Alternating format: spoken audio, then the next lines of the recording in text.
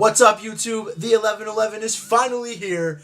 After months of being exclusively on Facebook, we are finally transitioning to YouTube. I'm very pumped.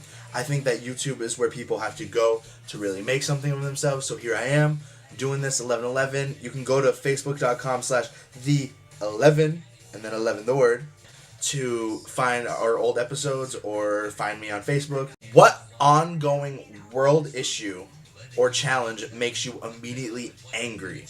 I would have to say world hunger, because what doesn't make any sense to me at all is how there's buffets all around the world and all around the country where people can just gorge on a bunch of food, and yet there are starving children in countries all around the world that don't have anything to eat and we're supposed to send them pennies. I think that's the most ridiculous, mind-boggling thing that really gets on my nerves, because they ask for money, but why can't we just give them the food that we're wasting all year?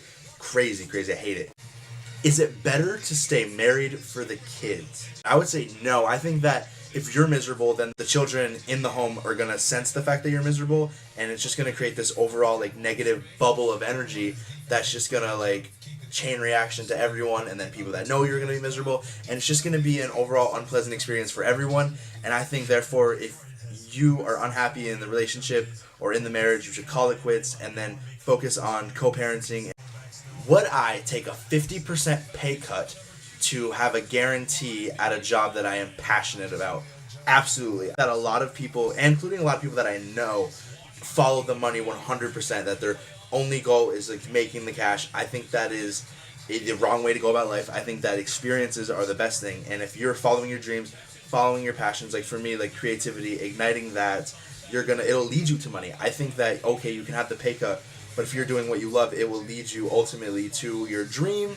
What's the strongest storm that I've ever experienced? I would have to say probably one of the hurricanes when I lived in Florida. There were 3 hurricanes back to back within 1 or 2 months. It was crazy, and I was probably about 10. So I didn't fully get what was going on, but I knew that there was a crazy storm. And then boom! The winds got you, the rains got you, everything's torrential, downpouring, destroying things, trees breaking. I think it's really, really scary.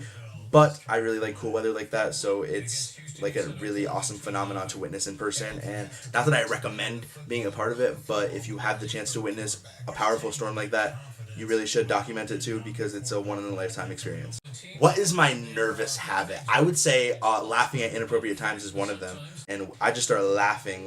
It's just very inappropriate. It should not be happening at that time at all. But I'm I don't care. I'm going to laugh. I'm going to do whatever. Ha ha ha. But it's not even like that. There was this funeral that I went to for my uncle, and I started laughing.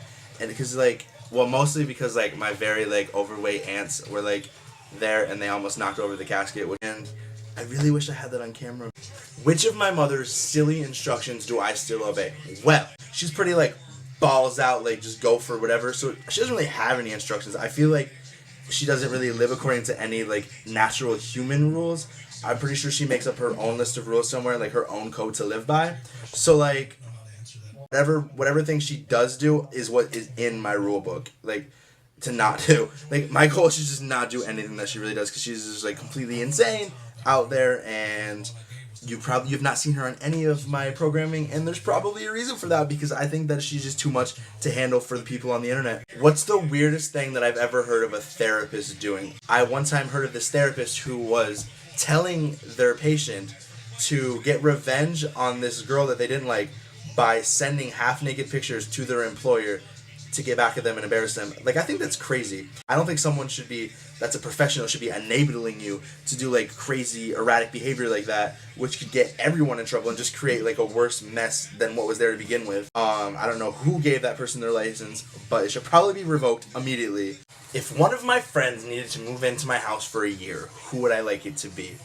My God. Okay, so it could not be Alyssa, my friend Alyssa, because she's very OCD, and I'm completely not. I couldn't really vibe well with that.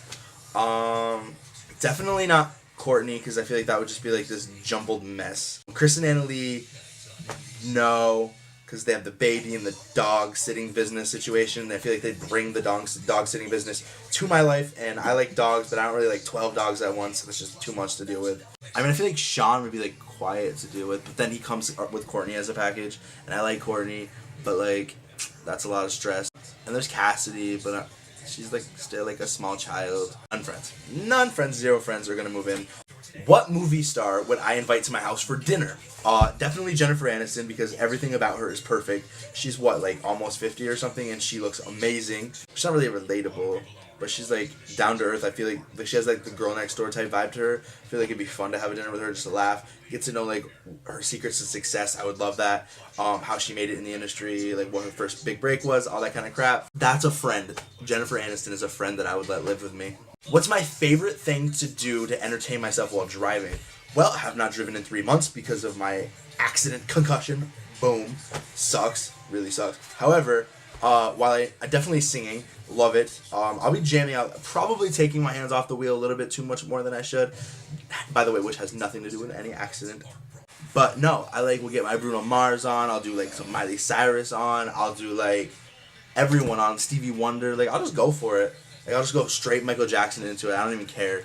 Like you would think Billie Jean is in my backseat. Like that's how hard I'll go. Like I'm probably breaking the sound barrier and probably laws at what I'm doing. Except for like if I'm in a parking lot, it gets really awkward and people like come into their cars and they're like parked next to me. I always like have to like silently like slow it down and stop so they don't think I'm super crazy. How would you change your town to make it a more enjoyable place to live? Well, first of all, we have nothing. We have like one movie theater and one like mall, which has like literally like no stores, like barely any. They're all gone. They all left because it's this complete failure. There's just no real opportunities here.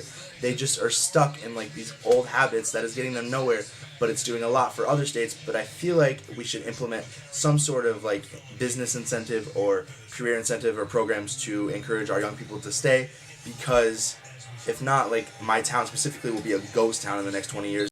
Tomorrow is Mystery Monday for 11/11, and we have a mystery host and a mystery topic, and you will not know what happens until 11 o'clock p.m. Eastern Standard Time right here on YouTube. And Tuesday is the return of Bryce's Epic Game Night featuring Gestures.